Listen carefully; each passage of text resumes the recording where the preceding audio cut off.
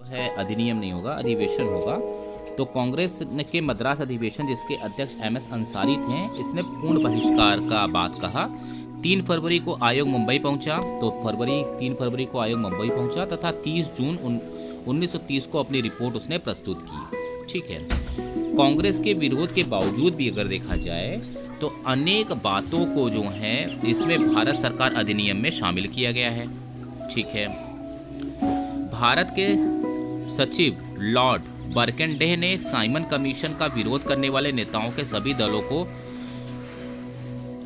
एक जो है संविधान मसौदा तैयार करने की चुनौती दी। उन्होंने उसको चुनौती दे रखी कि आप लोग अगर साइमन कमीशन का विरोध कर रहे हो तो क्या आप संविधान का निर्माण कर सकते हो, तो उसके मसौदा तैयार करने की चुनौती दी, जिसे कांग्रेस ने जो है वो स्वीकार कर लिया और पंडित मेहतूलाल की अध्यक्षता में 10 सदस्यीय नेहरू समिति का गठन किया गया। तो कांग्रेस ने इस चैलेंज को स्वीकार करते हुए 10 सदस्यीय नेहरू समिति का गठन किया, जिसमें मोतीलाल नेहरू के अध्यक्ष थे। देखा जाए तो नेहरू समिति ने 10 अगस्त 1928 को अपनी रिपोर्ट प्रस्तुत की। तो कब रिपोर्ट प्रस्तुत की? 10 अगस्त 1928 को अपनी रिपोर्ट प्रस्तुत की, जिसको नेहरू रिपोर्ट के नाम से जानते हैं। आइए देखते हैं कि नेहरू रिपोर्ट में क्या मुख्य बातें कही गई थी। उन्होंने एक पहली बात कही गई थी, औपनिवेशिक स्वराज की स्थापना करना, केंद्र में पूर्ण उत्तरदायी शासन की स्थापना करना, प्रांतीय स्वतंत्रता, मौलिक अधिकार, सर्वोच्च न्यायालय की तत्काल स्थापना, देशी रियासतों का केंद्र के अधीन लाया जाना तथा सांप्रदायिक निर्वाचन प्रणाली की समाप्ति। देखा जाए तो नेहरू समिति के सदस्यों की अगर बात की जाए तो उसमें जो है पहला सदस्य मोतीलाल नेहरू, सुभाष चंद्र बोस, जवाहरलाल नेहरू, ये सभी कांग्रेस के, सर अली इमाम मुस्लिम लीग के, कुरैशी मुस्लिम लीग के, एमएस आणे हिंदू महासभा के, एमएस जायकर हिंदू महासभा, जीएस प्रधान हरिजन के, सरदार मंगल सिंह के, तेज बहादुर सिप्रू उदारवादी, एमएस जोशी श्रमिक वर्ग के थे। तो आपसे रिक्वेस्ट है कि इनको इसका स्क्रीनशॉट ले लीजिएगा ताकि आप ये देख सकें कि कितने लोग जो हैं वो नेहरू समिति के सदस्य थे। इनमें क्वेश्चन पूछ सकता है, लिस्ट देखिए कि इनमें से कौन से नहीं थे, तो वो आपको बताना पड़ सकता है। खैर, नेहरू रिपोर्ट के विरोध में जिन्ना ने अपनी 14 सूत्रीय मांग 19 मार्च 1929 को रखी। जिन्ना साहब जी ने भी 19 मार्च 1929 को अपनी मांगे रखी और इसके पश्चात 1930, 1931 तथा 1932 में एक गोलमेज सम्मेलन का 3 गोलमेज सम्मेलन का जो है वो आयोजन किया गया। और किस लिए किया गया? संविधान सुधारों पर विचार के लिए इस गोलमेज सम्मेलन का आयोजन किया गया। आगे देखा जाए, ब्रिटिश सरकार ने सन 1927 में श्वेत पत्र के माध्यम से नव संविधान की रूपरेखा प्रस्तुत किया, जिस पर विचार के लिए लॉर्ड लिनथेगो की अध्यक्षता में संयुक्त समिति का गठन किया गया। इस समिति के रिपोर्ट के आधार पर तैयार विधेयक संसद में पास होने के बाद 4 अगस्त 1935 को ब्रिटिश सम्राट की अनुमति पाकर ये भारत सरकार अधिनियम बना। तो भारत सरकार अधिनियम कब बना? 4 अगस्त 1935 को जो है वो विधेयक संसद में पास हुआ और ये अधिनियम बना। लॉर्ड लिगलिथंगो की अध्यक्षता में एक संयुक्त समिति का गठन किया गया था। इसने अपनी रिपोर्ट दी थी, उसके आधार पर यह भारत सरकार अधिनियम बना।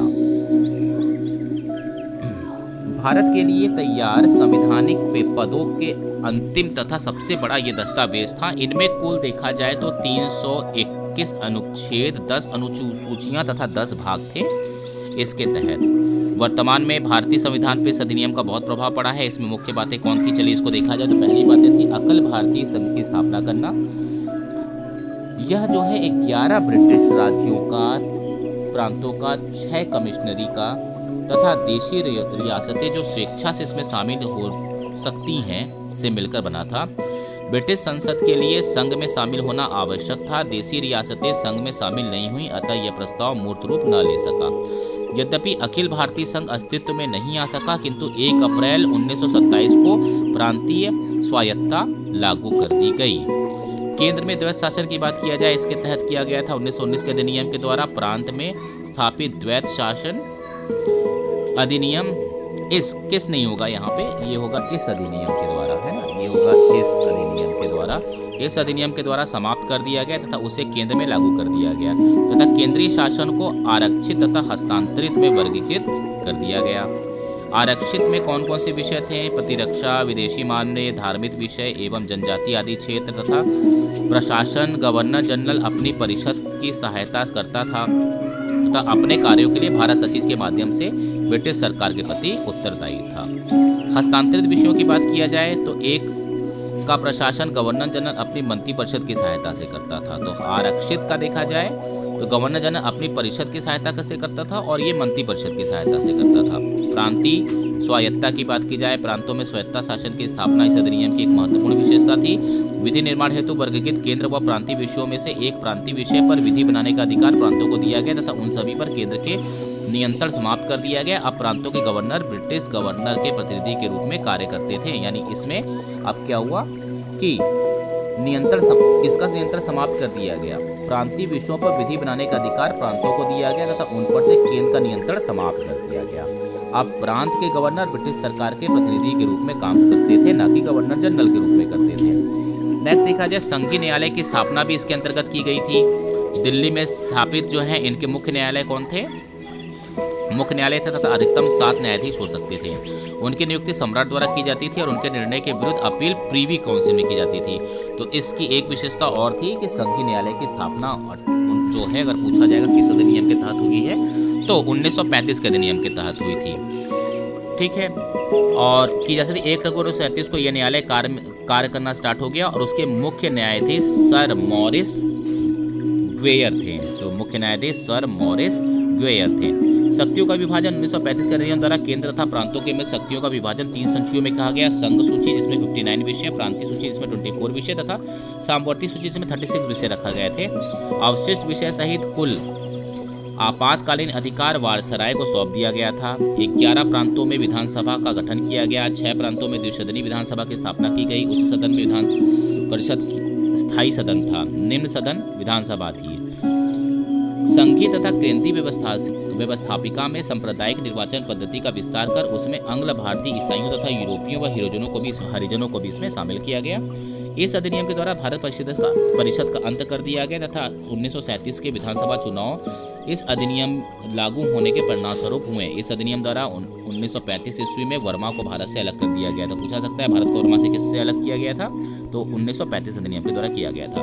भारत सरकार अधिनियम 1935 के अधीन फरवरी 1937 में 11 प्रांतों में विधान मंडल में चुनाव करवाए गए। चुनाव में कांग्रेस को भारी सफलता प्राप्त हुई तथा उसने 6 प्रांतों जिसमें मद्रास, बिहार, उड़ीसा, मध्य प्रांत, संयुक्त प्रांत तथा मुंबई में अपनी सरकारें बनाई। तो भारी जीत हुई, 6 प्रांतों में अपनी सरकार बनाई। कहाँ मद्रास, बिहार, उड़ीसा, मध्य प्रांत, संयुक्त प्रांत, मुंबई में अपनी सरकार बनाई। पश्चिमोत्तर सीमा प्रांत एवं असम में भी कांग्रेस ने मिलीजुली सरकार बनाई। कुल 3 प्रांतों तथा पश्चिमोत्तर सीमा प्रांत, असम तथा सिंध में मिलीजुली सरकार का गठन किया गया। पंजाब में यूनियनिस्ट पार्टी तथा बंगाल में कृषक प्रजा पार्टी की सरकार का गठन हुआ। 1937 में संपन्न प्रांतीय विधानसभा चुनाव में उत्तर प्रदेश यानी संयुक्त प्रांत के कुल 228 में से 134 स्थानों पर कांग्रेस को सफलता मिली। अगर संयुक्त प्रांत की बात किया जाए तो अभी देखा जाए तो कहाँ पे कौन मुख्यमंत्री और किस दल से जीते, तो मद्रास में श्री राजगोपालाचारी कांग्रेस के थे। मुंबई में देखें बीजी खरे कांग्रेस से थे, इनकी सरकार बनी। मध्य प्रांत में एंड बी खरे कांग्रेस के थे। बिहार में डॉक्टर श्री कृष्ण सिन्हा कांग्रेस के थे। संयुक्त प्रांत में गोविंद बल्लभ पंत कांग्रेस, उड़ीसा BN दास कांग्रेस के थे। उत्तर पश्चिम प्रांत डॉक्टर खान साहेब मिलीजुली सरकार बनाई। सिंध में अल्लाह बख्श थे, मुस्लिम लीग के थे। असम में सादुल्लाह मिलीजुली सरकार बनाए। पंजाब में सिकंदर हयात खान यूनियनिस्ट पार्टी के थे तथा बंगाल में फजल हक जो है मुस्लिम लीग तथा कृषक पार्टी के। संयुक्त प्रांत में कांग्रेस ने अकेले सरकार बनाई तथा इन सरकारों के मुख्यमंत्री इस सरकार के मुख्यमंत्री कौन थे, सर हरगोविंद वल्लभ पंत थे। ये संयुक्त प्रांत के मुख्यमंत्री थे। तो आप देख लेते हैं, ये गोविंद बल्लभ पंत थे। ठीक है, तो हर नहीं है, गोविंद बल्लभ पंत होंगे। तो आप इसका स्क्रीनशॉट ले सकते हैं कि प्रांतों में कौन सी क्या सरकार थी। ठीक है, उस चुनाव के अंतर्गत। तो ये थोड़ा और छोटा कर दे रहे हैं, आप चाहे इसका स्क्रीनशॉट ले लें और इसे जो है लर्न कर लें कहाँ कौन सी सरकार बन रखी थी। नाउ आगे की ओर बढ़ते हैं। अब देखा जाए उत्तर प्रदेश में न्याय मंत्री कौन थे, KN कटाजू थे, जबकि वित्त मंत्री कौन थे, अहमद किदवाई को दिया गया। लगभग 18 माह तक शासन रहने के बाद अक्टूबर 1929 में कांग्रेस विधान मंडल में 8 प्रांतों में से निम्न 2 कारणों से त्यागपत्र दे दिया। यानी 8 महीने तक ये सरकार बनी रही। पूरी सरकार ने एक साथ जो है ये जितनी आप लिख रहे हैं पंजाब, असम, सिंध प्रांत, उत्तर पश्चिम बिहार, ये 8 महीने बाद इन्होंने क्या कर दिया, सामूहिक त्यागपत्र दे दिया। क्यों दिया? पहला ही कारण ये बनता है कि बिना कांग्रेस की सहमति के भारत को विश्व युद्ध में ढकेल दिया गया था। इससे जो है वो नाराज थी कांग्रेस। और दूसरा, कांग्रेस के युद्ध के उद्देश्य की घोषणा तथा युद्ध उपरांत भारत में स्वतंत्रता मांग की उपेक्षा की गई थी। यानी कहा गया था कि युद्ध के बाद जो है भारत की जो है वो स्वतंत्रता की मांग, स्वतंत्रता दिया जाएगा, इस मांग की उपेक्षा की गई। सो दैट्स वाई जो है त्यागपत्र दे दिया।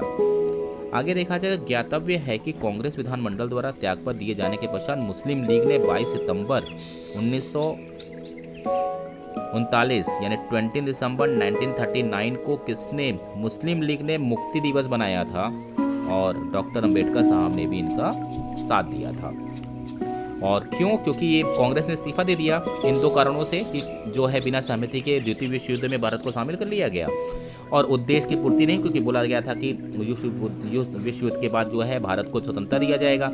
इन 2 की अब पूर्ति नहीं हुई, तो इसके लिए जो है कांग्रेस ने जो है विधानमंडल ने त्यागपत्र दिया। तो इनको मुस्लिम लीग ने 22 दिसंबर 1939 को मुक्ति दिवस के रूप में बनाया और अम्बेडकर साहब ने भी इनका साथ दिया। आगे बढ़ते हैं अब। कांग्रेस विधानमंडल के त्यागपत्र से उत्पन्न वैधानिक संकट तथा युद्ध में भारत के सहयोग की आवश्यकता वश ब्रिटिश सरकार ने लॉर्ड लिनलिथगो यानी वायसराय को बनाकर भेजा था। लिनलिथगो के इस मध्य 8 अगस्त 1940 को एक प्रस्ताव प्रस्तुत किया, जिसे अगस्त प्रस्ताव के नाम से जानते हैं। तो अगस्त प्रस्ताव कब पारित हुआ था? 8 अगस्त 1940 को, ठीक है, लॉर्ड लिनलिथगो के वायसराय के माध्यम से। इसमें कहा गया है कि भारत का संविधान बनाना भारतीयों का अपना अधिकार है और युद्ध की समाप्ति पर भारत में औपनिवेशिक स्वराज स्थापित किया जाएगा। कांग्रेस तथा मुस्लिम लीग दोनों ने इस पर असंतोष व्यक्त किया। कांग्रेस ने अगस्त प्रस्ताव के विरोध में तथा युद्ध में अपने से अलग साबित करने के लिए व्यक्तिगत त्यागपत्र आरंभ कर दिया।